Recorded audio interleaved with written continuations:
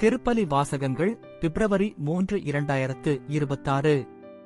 பொதுக்காலம் 4ஆம் வாரம் செவ்வாய். முதல் வாசகம் சாமுவேல் 2ஆம் நூலிலிருந்து வாசகம். அந்நாள்களில் அப்சலோம் தாவீதின் பணியாளரை எதிர்கொள்ள நேர்ந்தது. அவன் ஒரு கோவேறு கழுதை மீது ஏறி வந்து கொண்டிருந்தான். அது ஒரு பெரிய கருவாலி மரத்தின் அடர்த்தியான கிளைகளுக்கு கீழே சென்று கொண்டிருந்தது. அப்போது அவனது தலை கருவாலி மரத்தில் சிக்கிக்கொள்ள அவன் விண்ணுக்கும் மண்ணுக்கும் இடையே தொங்கினான். அவன் ஏறி வந்த கோவேறு கழுதை முன்னே சென்று விட்டது. இதைக் கண்ட ஒரு வீரன் யோவாபிடம் சென்று, இதோ அப்சலோம் கருவாலி மரத்தில் தொங்குவதைக் கண்டேன் என்று கூறினான். யோவாபு தம் கையில் 3 ஈட்டிகளை எடுத்துச் சென்று உயிருடன் கருவாலி மரத்தில் தொங்கிக் கொண்டிருந்த அப்சலோமின் நெஞ்சில் அவற்றைப் பாய்ச்சினார். அப்போது தாவீது 2 வாயில்களுக்கும் இடையே அமர்ந்து கொண்டிருந்தார். காவலன் மதிலின் வாயிலுக்கு மேல் ஏறிச் சென்று கண்களை ஏறெடுத்துப் பார்த்தான். ஓர் ஆள் தனியாக ஓடி வருவதைக் கண்டான். காவலன் குரலெழுப்பி அரசரிடம் கூற, அரசர் தனியாக வந்தால் அவனிடம் நற்செய்தியுள்ளது என்றார். அந்த ஆள் இன்னும் அருகில் வந்து கொண்டிருந்தான். அரசர் அவனை நோக்கி, விலகி அங்கே நில் என்று கூற அவனும் விலகி நின்றான். அப்போது கூசியனும் வந்து, என் தலைவராம் அரசே, நற்செய்தி என்று ஆண்டவர் உமக்கு எதிராக எழுபவர்களின் கரத்தினின்று உம்மை விடுவித்துள்ளார் என்று கூறினான். இளைஞன் அப்சலோம் நலமா என்று அரசர் வினவ, கூசியன், என் தலைவராம் அரசரின் எதிரிகளும் உமக்கு எதிராக தீங்கிழைக்க எழுந்துள்ள அனைவரும் அந்த இளைஞனைப் போல் ஆவார்களாக என்றான். அப்போது அவர் அதிர்ச்சியுற்று, என் மகன் அப்சலோமே, என் மகனே, என் மகன் அப்சலோமே, உனக்கு பதில் நான் இறந்திருக்கலாமே. அப்சலோமே, என் மகனே என்று கதறிக்கொண்டே அவர் வாயிலின் மாடி அறைக்குச் சென்றார். அரசர் தம் மகனுக்காக அழுது புலம்புவதாக யோவாபுக்கு அறிவிக்கப்பட்டது. அரசர் தம் மகனுக்காக வருந்துகிறார் என்று வீரர்கள் அனைவரும் கேள்விப்பட்டதால் அன்றைய வெற்றி அனைவருக்குமே ஒரு துக்கமாயிற்று. போரிலிருந்து புறமுதுகு காட்டி வெட்கத்தோடு ஓடுபவர்களைப் போன்று அன்று வீரர்கள் நகருக்குள் யாருமறியாமல் நுழைந்தார்கள். ஆண்டவரின் அருள்வாக்கு. இறைவா உமக்கு நன்றி. பதிலுரை பாடல். பல்லவி.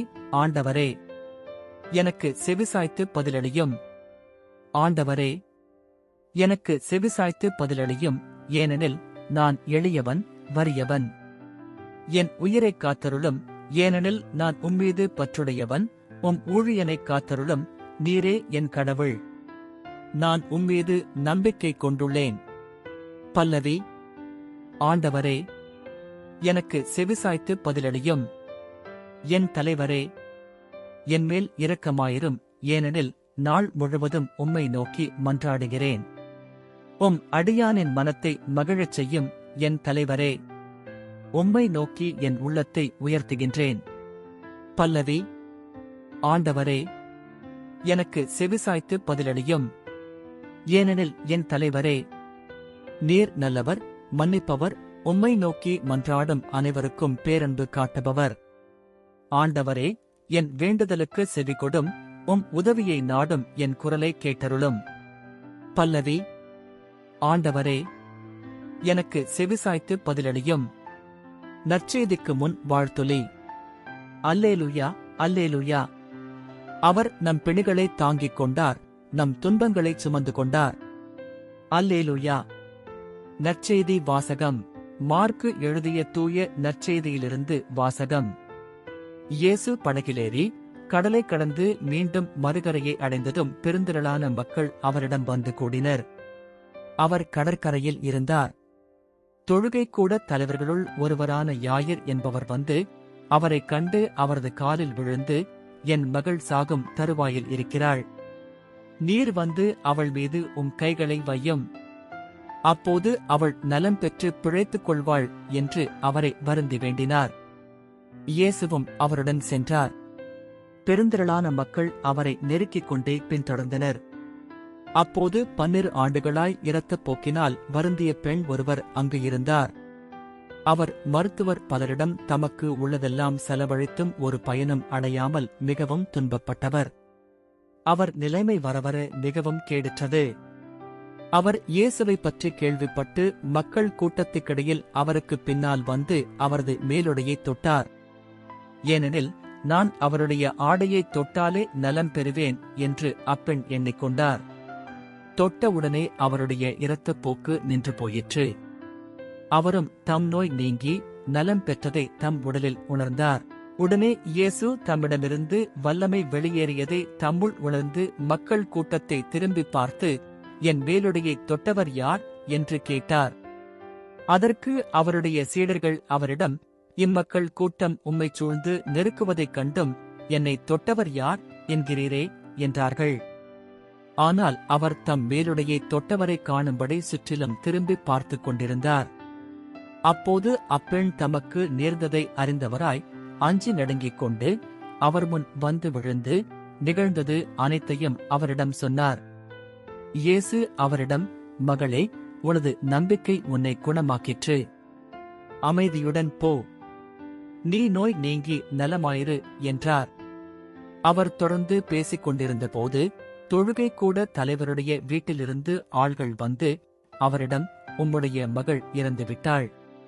போதகரை ஏன் இன்னும் தொந்தரவு செய்கிறீர் என்றார்கள். அவர்கள் சொன்னது இயேசுவின் காதில் விழுந்ததும் அவர் தொழுகை கூட தலைவரிடம், அஞ்சாதீர், நம்பிக்கையை மட்டும் விடாதீர் என்று கூறினார். அவர் பேதுரு, யாக்கோபு, யாக்கோபின் சகோதரரான யோவான் ஆகியோரைத் தவிர வேறொருவரையும் தம்முடன் வரவிடவில்லை. அவர்கள் தொழுகை கூட தலைவரின் வீட்டிற்குச் சென்றார்கள். அங்கே அமளியையும் மக்கள் அழுது ஓலமிட்டு புலம்புவதையும் இயேசு கண்டார். அவர் உள்ளே சென்று, ஏன் இந்த அமளி, ஏன் இந்த அழுகை? சிறுமி இறக்கவில்லை, உறங்குகிறாள் என்றார். அவர்கள் அவரை பார்த்து நகைத்தார்கள். ஆனால் அவர் அனைவரையும் வெளியேற்றிய பின் சிறுமியின் தந்தையையும் தாயையும் தம்முடன் இருந்தவர்களையும் கூட்டிக் கொண்டு அச்சிறுமி இருந்த இடத்திற்குச் சென்றார். சிறுமியின் கையை பிடித்து அவளிடம், தலித்தா கூம் என்றார். அதற்கு, சிறுமி, உனக்குச் சொல்லுகிறேன், எழுந்திடு என்பது பொருள். உடனே அச்சிறுமி எழுந்து நடந்தாள். அவள் 12 வயது ஆனவள். மக்கள் பெரிதும் மலைத்துப் போய் மெய்மறந்து நின்றார்கள். இதை யாருக்கும் தெரிவிக்கக் கூடாது என்று அவர் அவர்களுக்கு கண்டிப்பாய் கட்டளையிட்டார். அவளுக்கு உணவு கொடுக்கவும் சொன்னார். ஆண்டவரின் அருள்வாக்கு. கிறிஸ்துவே உமக்கு புகழ்.